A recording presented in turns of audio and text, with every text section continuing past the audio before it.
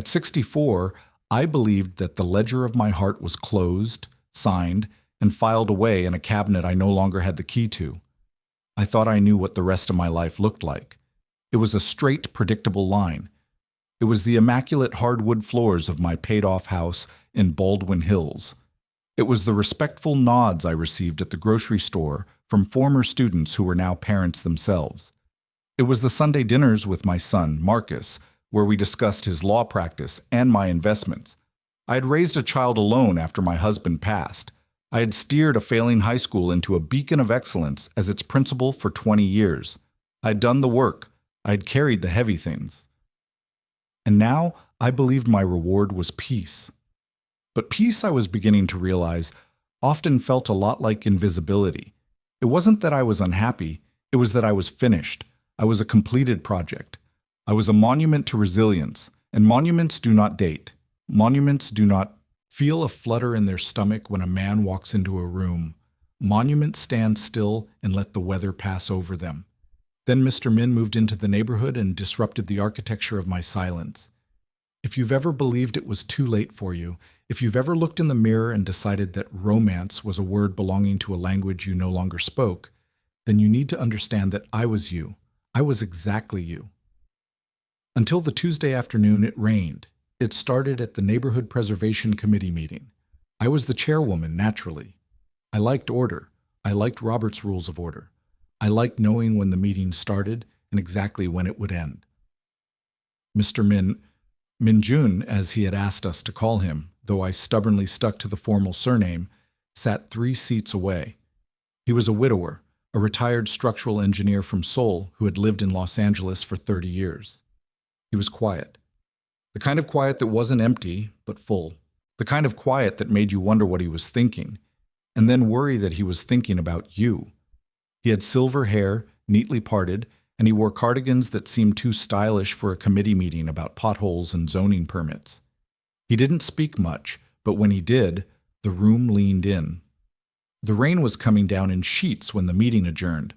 The other members made a run for their cars, shielding their heads with binders and newspapers. I stood under the awning of the community center, fumbling with an umbrella that refused to open. It was a small struggle, a trivial indignity. But at 64, trivial indignities can feel like failures. I was the principal. I was the woman who stared down gang members and budget cuts. I should be able to open an umbrella. "Allow me, Evelyn."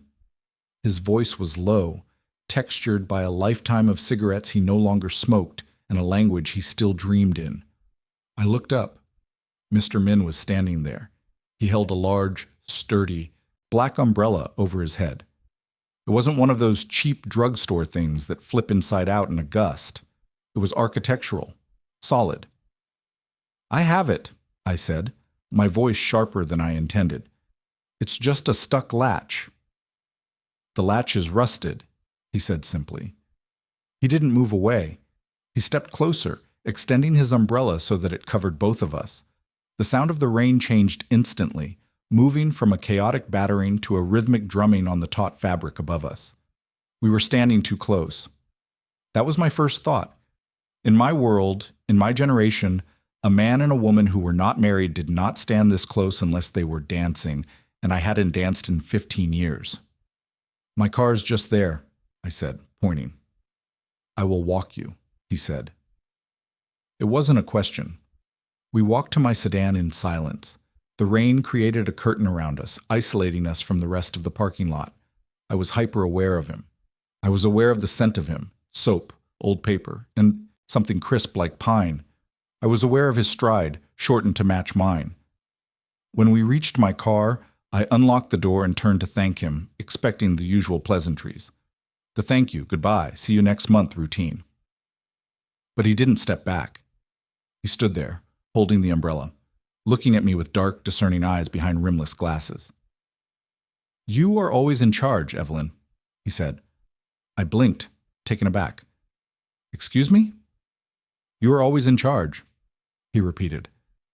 "The meeting, the agenda, the umbrella. Even now you are already planning how to drive home efficiently." "I value efficiency, Mr. Min. It's how I survived." "Survival is good," he nodded. But survival is for war. The war's over, Evelyn. Why are you still fighting? My breath caught in my throat. It was an audacious thing to say. It was intrusive. It was rude. And it was completely true. I don't know what you mean, I lied, gripping my car door handle. I think you do, he said. I watch you. You organize everything because you are afraid of what happens if you stop. You think if you stop organizing, you will have to feel the loneliness.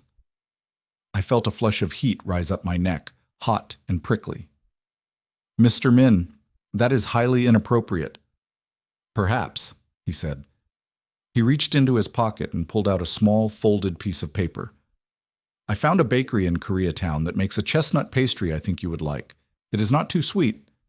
Dignified sweetness, like you. He pressed the paper into my hand. It was a receipt with an address and a time written on the back. Thursday, 2 p.m. I am challenging you, Evelyn, he said softly. Not to a duel, but to a pause. Stop fighting for 1 hour. Meet me for tea. I have a schedule, I said, my voice failing to find its usual authority. Then put me in it, he said. He turned and walked away, his back straight, the umbrella held perfectly vertical against the storm. I sat in my car for 10 minutes before I started the engine. I looked at the paper in my hand. My handwriting was jagged, sharp, decisive. His was fluid, careful, artistic, dignified sweetness. I looked at my face in the rear-view mirror. I saw the lines around my mouth, the gray at my temples that I dyed faithfully every 6 weeks, the eyes that had seen too much and rested too little. I told myself I wouldn't go. I told myself I was a grandmother, a pillar of the community, a serious woman. I told myself that Korean men didn't date black women in their 60s. I told myself it was absurd. But as I drove home to my silent house, the rhythm of the windshield wipers seemed to chant it. Thursday. Thursday. Thursday. The art of being seen. The bakery was small, smelling of roasted grain and steamed milk. It was tucked away on a side street in Koreatown, a place I had driven past 1,000 times but never seen. I arrived at 1:55 p.m. I told myself I was early because I was punctual, not because I was anxious. I was wearing a navy blazer and sensible slacks. I looked like I was going to a deposition. Min-jun was already there. He was sitting at a corner table by the window, wearing a soft gray turtleneck that made him look like a poet in winter. When he saw me, he stood up. He didn't wave. He simply stood. It was a gesture of old-world respect that hit me harder than a hug would have. In the world I navigated, respect was often demanded, fought for. To have it given freely, simply because I had entered a room, felt disarming. You came, he said as I approached. I had a free hour, I said, clutching my purse. The lie tasted like chalk. Please. He pulled out the chair for me. We sat. The table was small. Between us lay a plate of pastries, delicate, golden brown, shaped like flowers, and a pot of tea. This is barley tea, he explained, pouring a cup for me. It is good for digestion and for the nerves. My nerves are fine, I said automatically. Of course, he smiled. It was the first time I had seen him smile fully. It crinkled the corners of his eyes. You are the principal. Your nerves are made of steel. He pushed the plate toward me. Try. I took a bite. It was warm, flaky, and the filling was subtle. Not the sugary assault of an American donut, but a quiet, earthy sweetness that lingered. It's very good, I admitted. I knew it, he said. You appreciate substance. You do not like things that are loud. How do you know what I like, Mr. Min? I asked, putting the pastry down. We have sat on a committee for 6 months. We discuss budget variances and parking regulations. I listen, he said. When Mrs. Gable suggests painting the community center bright yellow, you wince. Just a little. In the corner of your eye. You prefer the slate blue. You like calm. You like dignity. He took a sip of his tea. And I see how you look at the empty chair next to you at every meeting. You place your bag there. You build a wall. It's just a bag, I defended. It is a shield, he corrected. My wife passed away 7 years ago. Her name was Ji Woo. For 2 years, I set a place for her at the dinner table. I understand the geography of grief, Evelyn. It is a country with no borders. I went still. The noise of the bakery, the hiss of the espresso machine, the chatter of students faded away. My husband has been gone for 10 years, I said, my voice dropping. It's not grief exactly, not anymore. It's just habit. I learned to be alone. I got good at it. I got an A+ in being alone. But who is grading you now? He asked. The question hung in the air. Who was grading me? My son was grown. My husband was gone. My career was over. I was maintaining a standard for an audience that had left the theater. Why are you doing this? I asked. Why me? Surely there are plenty of women who would be easier to talk to. Women who aren't like me. Like you? He tilted his head. You mean black? I stiffened. I mean different. Culturally, historically. We come from different worlds, Mr. Min. Min Jun, he corrected gently. And yes, we do. But I am not looking for a mirror, Evelyn. I am looking for a window. I see a woman who carries herself like a queen in exile. I see a woman who is tired of being strong for everyone else. He reached across the table. He didn't touch my hand, but he rested his fingertips just inches from mine on the wooden surface. The proximity was electric. I am tired too, he confessed. I am tired of the silence in my house. I'm tired of cooking, for one. I'm 68 years old. I do not want to spend my remaining years guarding a memory. I want to build something new, but I need a builder, someone who understands foundation. He looked at me with an intensity that made my breath shallow. I think you are a builder, Evelyn. I looked at his hand. It was a worker's hand, weathered but manicured.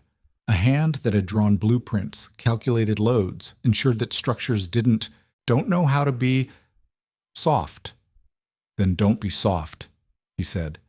Be you, be the principal, interrogate me, ask for my references, inspect my structural integrity. I laughed, a short, startled sound that surprised both of us. Okay, I said, feeling a smile crack the facade I had worn for a decade. Okay, question number 1. What are your intentions with the chairwoman of the Preservation Committee? To make her laugh, he said instantly. And then to take her to the Botanical Gardens next Saturday. Because the camellias are blooming and they are beautiful, but they are not as impressive as a woman who can silence a room with one look. I took another bite of the pastry. It tasted sweeter this time. The challenge of truth. The months that followed were a slow, terrified blooming. We didn't call it dating at first. We called it excursions. We went to the Botanical Gardens. We went to jazz concerts at LACMA. We went to a Korean BBQ restaurant where he cooked the meat at the table and showed me how to wrap it in lettuce, his eyes watching my reaction with anxious pride. I found myself rushing to the mirror in the mornings. I bought a lipstick that was a shade brighter than my usual mauve. I started humming in the kitchen, but the fear was always there, running underneath the joy like a subterranean river. It came to a head on a Sunday in November. My son, Marcus, had come over for dinner. Marcus was a good man, protective and traditional. He saw me as his mother, his responsibility, and the keeper of his father's memory. Min Jun had dropped by to return a book I'd lent him. I hadn't told Marcus about Min Jun. I had kept them in separate compartments, terrified of the collision. When the doorbell rang, I froze. Marcus looked up from his roast chicken. Who's that? A friend, I said, wiping my hands, on a dish towel. From the committee. I opened the door. Min Jun was there, holding the book and a small pot of orchids. He looked handsome in his trench coat. He looked hopeful. Evelyn, he said warmly, I brought these. They need indirect light. Who is it, Mom? Marcus appeared behind me, his tall frame filling the hallway. He looked at Min Jun, then at me, then at the orchids. His lawyer's eyes narrowed. This is Mr. Min, I said, my voice tight. He is a neighbor. Min Jun extended his hand. Min Jun, it is a pleasure to meet you. Marcus didn't shake it immediately. He looked Minjun up and down. The silence stretched, thin and agonizing.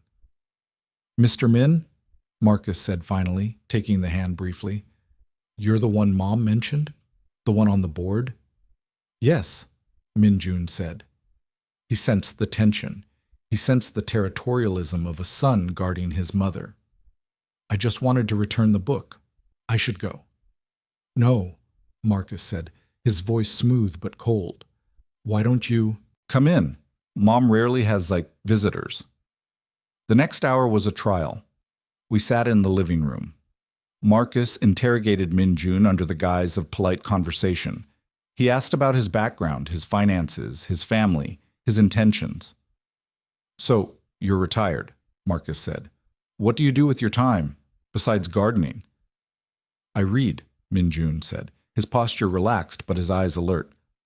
"I walk. I spend time with people I admire." He looked at me. "And you admire my mother?"